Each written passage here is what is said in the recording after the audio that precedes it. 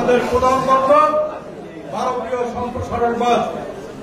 এই আন্দোলনের 6 মাস আগ থেকে আমরা স্পষ্ট করে আন্দোলন করছিলাম, ইন্ডিয়া আউট। ছাত্র জনতা, ছাত্র শ্রমিক জনতার গরম উত্থানে বাস্তবিক এখান থেকে ইন্ডিয়া আউট হয়েছে।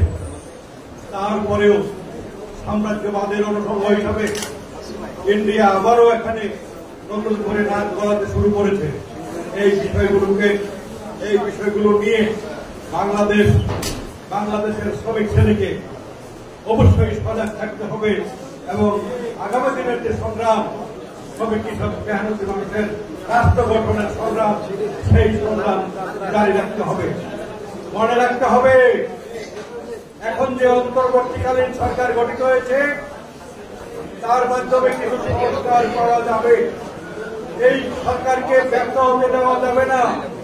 কিছু সংস্কার পাওয়ার পরও আমাদের যে কাজ, সেই কাজ হল শ্রমিক শ্রেণীর রাষ্ট্র, শ্রমিক শ্রেণীর সরকার গঠন করা। সংগ্রামী বন্ধুগণ, আমি আর একটা কথা বাড়াচ্ছি না।